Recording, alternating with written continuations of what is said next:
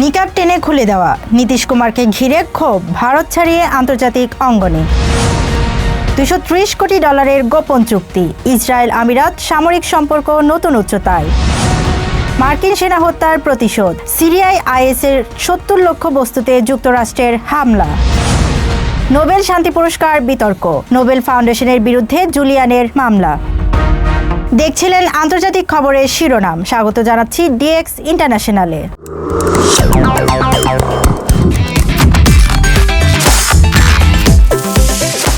ভারতের বিহার রাজ্যের মুখ্যমন্ত্রী নীতিশ কুমারের এক আচরণ ঘিরে দেশ জুড়ে শুরু হয়েছে তীব্র বিতর্ক ও ক্ষোভ। একজন মুসলিম নারী চিকিৎসকের নিকাব টেনে নামানোর ভিডিও সামাজিক যোগাযোগ মাধ্যমে ভাইরাল হওয়ার পর বিষয়টি শুধু ভারতেই নয়, প্রতিক্রিয়া ছাড়িয়েছে প্রতিবেশী দেশ পাকিস্তানেও। ঘটনাটি ঘটে বিহারের রাজধানী পাটনায় একটি সরকারি অনুষ্ঠানে। চিকিৎসক হিসেবে নিয়োগপত্র নিতে মঞ্চে উঠেছিলেন ওই নারী। নিয়োগপত্র দেওয়ার সময় নীতিশ কুমার তার পোশাকের দিকে ইশারা করে কিছু বলতে থাকেন। এক পর্যায়ে নারীর কোনো প্রতিক্রিয়ার আগেই তিনি হাত বাড়িয়ে নিকাব টেনে নামিয়ে দেন। এতে প্রকাশ্যে তার মুখ উন্মোচিত হয়ে পড়ে। ভিডিওতে দেখা যায় পাশে থাকা এক মন্ত্রী সামান্যভাবে বাধা দেওয়ার চেষ্টা করলেও মঞ্চে উপস্থিত অন্যরা হাসতে থাকেন। এই দৃশ্য সামাজিক মাধ্যমে ছড়িয়ে পড়তেই শুরু হয় ব্যাপক সমালোচনা। বিরোধী দল আরজেডি ভিডিওটি প্রথম প্রকাশ করে এক্সে। কংগ্রেস অভিযোগ করেছে, বিহারের মতো রাজ্যে মুখ্যমন্ত্রীর কাছ থেকে এমন আচরণ নারীর নিরাপত্তা নিয়ে ভয়াবহ প্রশ্ন তোলে। দলটি নীতিশ কুমারের অবিলম্বে পদত্যাগ দাবি করেছে।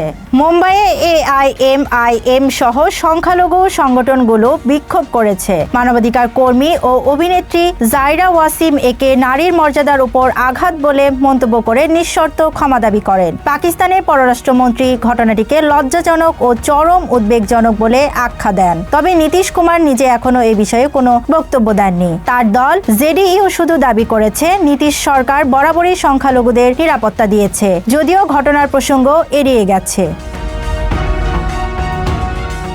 মধ্যপ্রাচ্যের ভূ রাজনীতিতে নতুন মাত্রা যোগ করেছে ইসরায়েল ও সংযুক্ত আরব আমিরাতের মধ্যে হওয়া 230 কোটি ডলারের একটি গোপন অস্ত্র চুক্তি। ফরাসি অনুসন্ধানী সংবাদ মাধ্যম ইন্টেলিজেন্স অনলাইন এই চাঞ্চল্যকর তথ্য প্রকাশ করেছে। চুক্তিটি সম্পন্ন হয়েছে ইসরায়েলের শীর্ষ অস্ত্র নির্মাতা প্রতিষ্ঠান এলবিট সিস্টেমসের সঙ্গে। এটি ইসরায়েলের প্রতিরক্ষা খাতের ইতিহাসে দ্বিতীয় বৃহত্তম সামরিক লেনদেন হিসেবে বিবেচিত হচ্ছে। গত মাসে এলবিট বড় অঙ্কের অস্ত্র বিক্রির ঘোষণা দিলেও ক্রেতার নাম গোপন রাখা হয়েছিল। অনুসন্ধানে জানা গেছে, সেই ক্রেতা আসলে সংযুক্ত আরব আমিরাত। এই চুক্তির আওতায় আমিরাত সংগ্রহ করছে অত্যাধুনিক জে মিউজিক বিমান প্রতিরক্ষা ব্যবস্থা, যা লেজার প্রযুক্তির মাধ্যমে ক্ষেপণাস্ত্রের সেন্সর অকার্যকর করতে সক্ষম। সবচেয়ে স্পর্শকাতর দিক হলো, এই প্রযুক্তি যৌথ প্রকল্পের মাধ্যমে সরাসরি আমিরাতেই উৎপাদন করা হবে। 2020 সালের আব্রাহাম চুক্তির পর থেকেই ইসরায়েল ও আমিরাতের প্রতিরক্ষা ও গোয়েন্দা সহযোগিতা দ্রুত বাড়ছে। তবে মানবাধিকার সংস্থাগুলো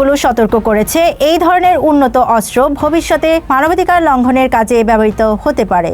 এত বড় চুক্তি সত্ত্বেও এখন পর্যন্ত আমিরাত সরকার আনুষ্ঠানিকভাবে কোনো মন্তব্য করেননি।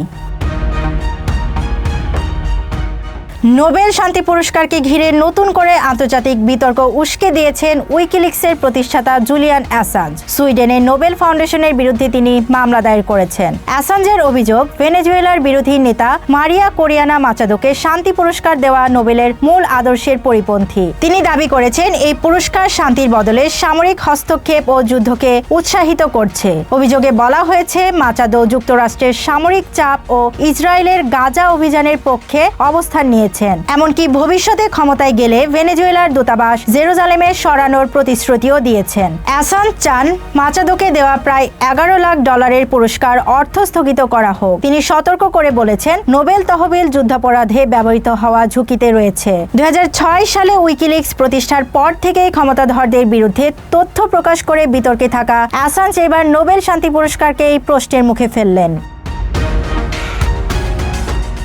মার্কিন সেনা হত্যার প্রতিশোধ নিতে সিরিয়ায় ইসলামিক স্টেটের অন্তত 70টি লক্ষ্য বস্তুতে ভয়াবহ হামলা চালিয়েছেন যুক্তরাষ্ট্র। প্রেসিডেন্ট ডোনাল্ড ট্রাম্প একে অভূতপূর্ব কঠোর প্রতিশোধ বলে বর্ণনা করেছেন। গত 13 ডিসেম্বর পালমিরা শহরে এক হামলায় 2 মার্কিন সেনা ও একজন বেসামরিক নাগরিক নিহত হন। ওই ঘটনার জবাবে যুদ্ধবিমান, হেলিকপ্টার ও কামান ব্যবহার করে হামলা চালানো হয়। মার্কিন সেন্ট্রাল কমান্ড জানিয়েছে, অভিযানে 100টির বেশি সুনির্দিষ্ট অস্ত্র ব্যবহার করা হয়েছে। পালমিরা ইউনেস্কো ঘোষিত ঐতিহাসিক নগরী হওয়ায় হামলা নতুন করে উদ্বেগ সৃষ্টি করেছে। ট্রাম্প হুঁশিয়ারি দিয়ে বলেছেন, যুক্তরাষ্ট্রের নাগরিকদের উপর হামলা হলে এমন পাল্টা জবাব দেওয়া হবে যা আগে কখনো দেখা যায়নি। সিরিয়া সরকার সরাসরি মন্তব্য না করলেও জানিয়েছে তারা আইএস এর বিরুদ্ধে লড়াই চালিয়ে যাবে। বিশ্লেষকদের মতে এই হামলা মধ্যপ্রাচ্যের নতুন উত্তেজনার ইঙ্গিত দিচ্ছে।